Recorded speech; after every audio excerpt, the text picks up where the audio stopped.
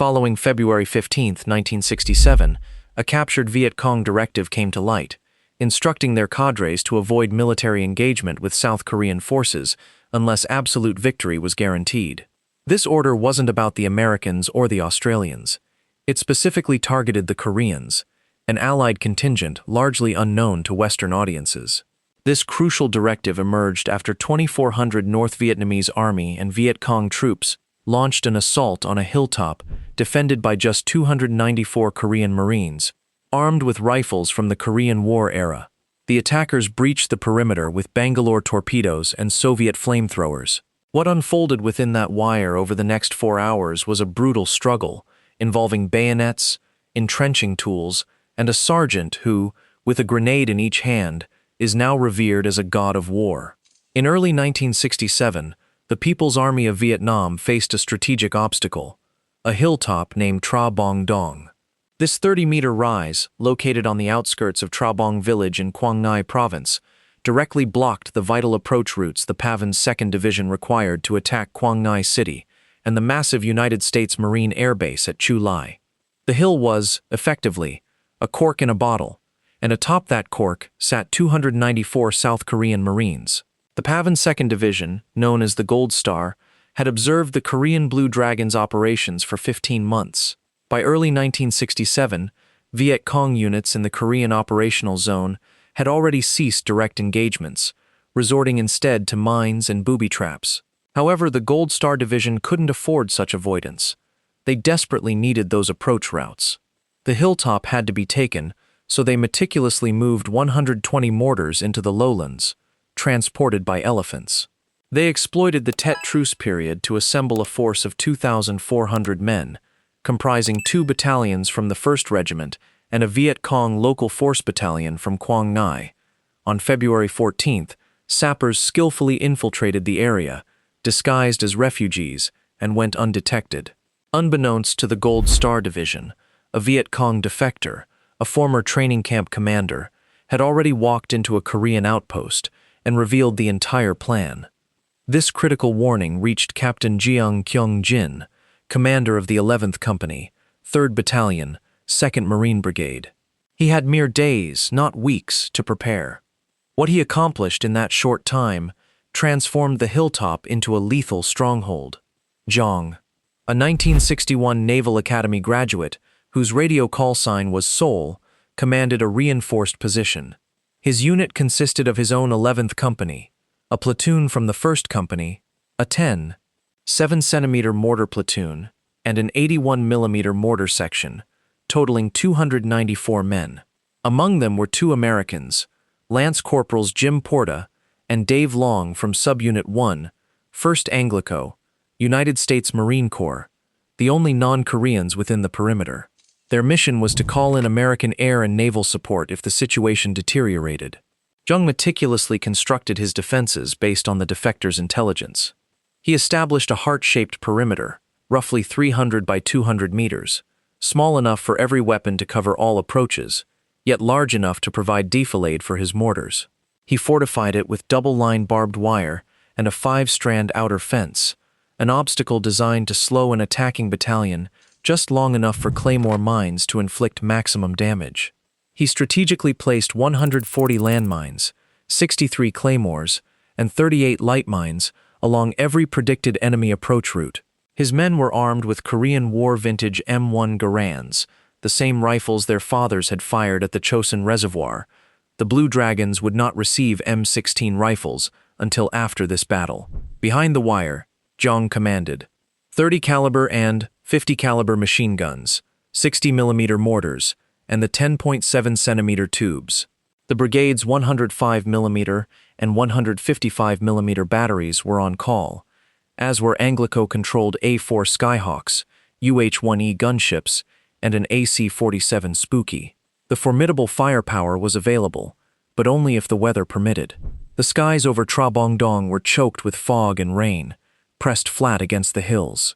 The Koreans were dug in with their 1950s weaponry and reinforced wire, while through the darkness, RPG gunners, Soviet-made flamethrowers, and sappers with Bangalore torpedoes advanced. The technological advantage, that night, belonged to the attackers. Sergeant Lee Hak-kyun, positioned with the 3rd Platoon on the hill's north face, was in the sector destined to bear the brunt of the NVA assault. His actions, when the enemy inevitably broke through, would forever cement his legend within the Republic of Korea Marine Corps as a god of war. But that pivotal moment was still 4 grueling hours away. At 23:20 on February 14th, a platoon-strength probe advanced from the west. Captain Jeong allowed them to close within 5 meters of the wire before unleashing a torrent of fire. Flares illuminated the dense fog, turning it stark white. A single body lay in the obstacle. Then, silence. Jeong accurately assessed it as reconnaissance for a full regimental assault. He swiftly redistributed ammunition, doubled his listening posts, and waited. At 04:10 on February 15th, the hilltop erupted. Mortar and recoilless rifle fire rained down on the perimeter. 1 NVA battalion struck the 1st Platoon from the southeast, and just 2 minutes later, 2 more battalions slammed into the 3rd Platoon from the north. A total of 2,400 men surged through the fog, beating drums, blowing whistles, and shouting, "Taehan Rady Rady! Come out, Koreans!" Within 12 minutes, sappers detonated Bangalore torpedoes, tearing breaches in the wire in the 3rd Platoon's sector. A fresh battalion poured through the gaps, spearheaded by RPG gunners and flamethrower teams. Staff Sergeant Bae Jang-chun, commanding the 1st Squad of the 3rd Platoon, took a round through his right shoulder, but adamantly refused to retreat.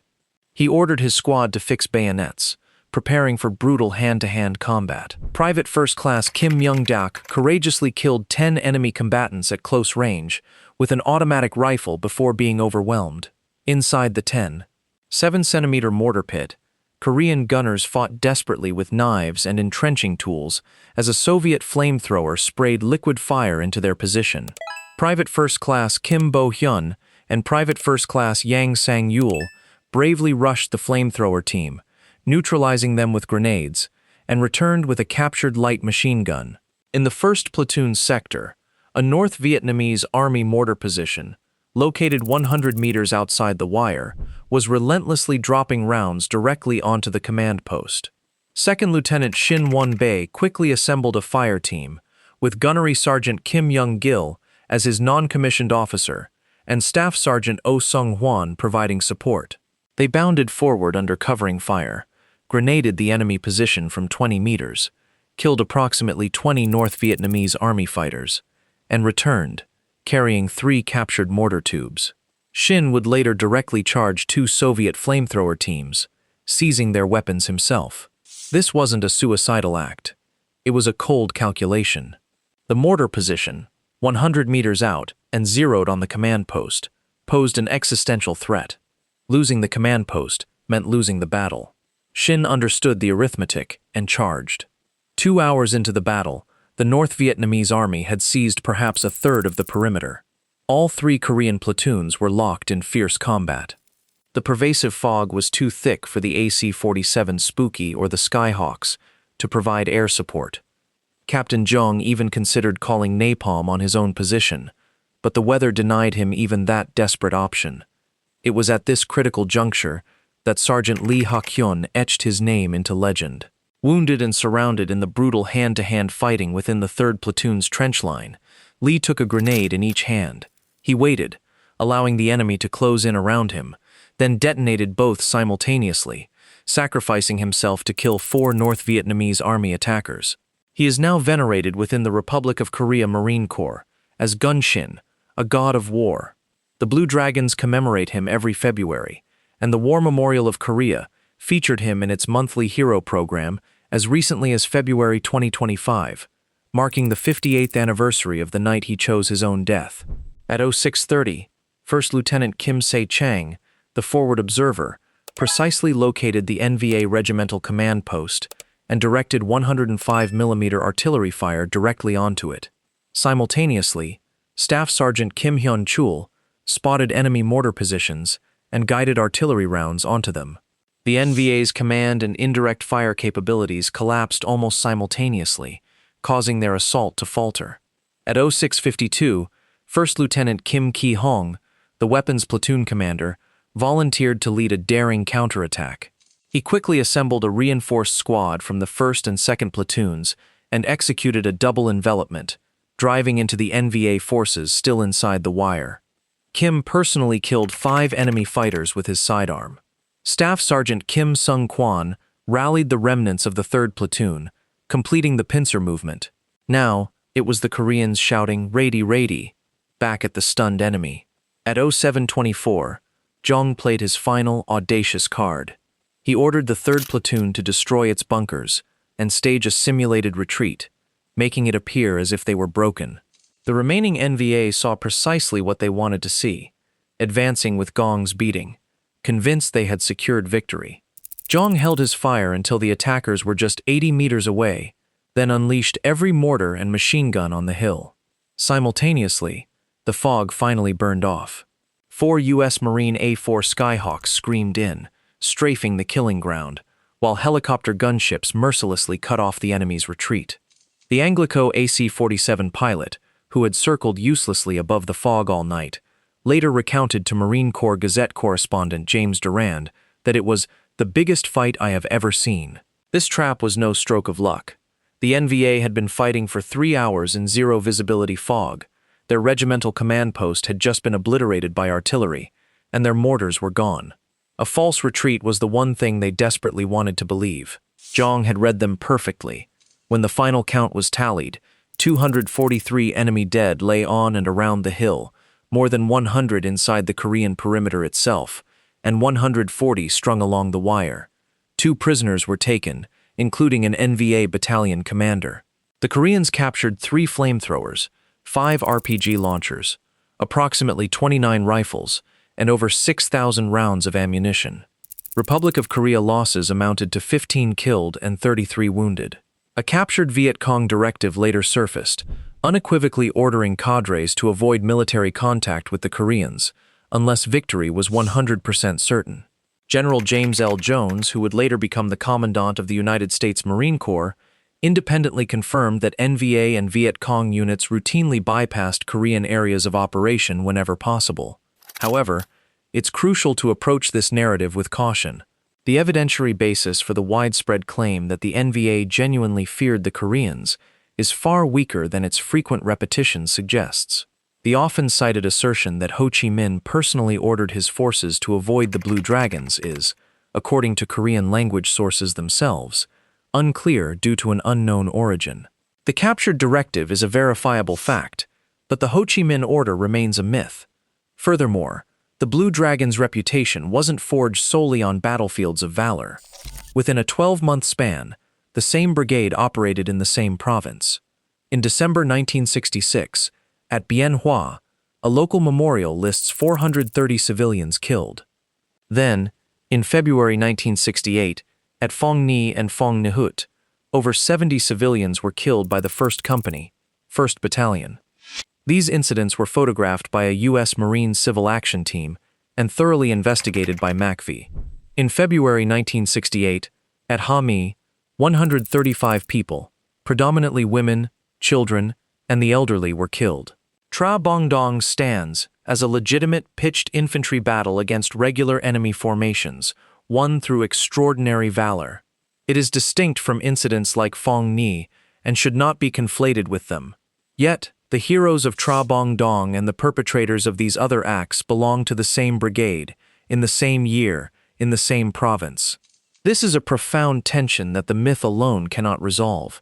In February 2023, the Seoul Central District Court ordered the Korean government to pay Nguyen Thi Tan, a survivor of the Phong Ni massacre, 30 million South Korean won, marking the first judicial acknowledgement of Republic of Korea state liability.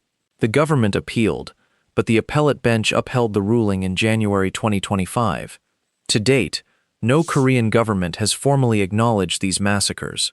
The 2nd Marine Brigade was redesignated as the 2nd Marine Division in 1981, and today it guards Ganghwa Island and the Gimpo Peninsula against North Korea. 2nd Lieutenant Shin Won-bae, the man who charged the mortar position from 20 meters, rose through the ranks to become a major general and commanded that very division himself, ascending from a spider hole outside the wire to flag rank. General Jones cited his observations of Korean Marines and the legend of Tra Bong Dong in particular as the direct inspiration for the Marine Corps martial arts program, which was established in 2000, the battle that built McMap. Captain Jeong Kyung Jin retired as a lieutenant colonel and passed away in 2015. No monument exists at the Vietnamese site of the battle, and Hanoi has formally objected whenever Seoul commemorates Vietnam veterans. The hill still stands, though the men who held it are mostly gone.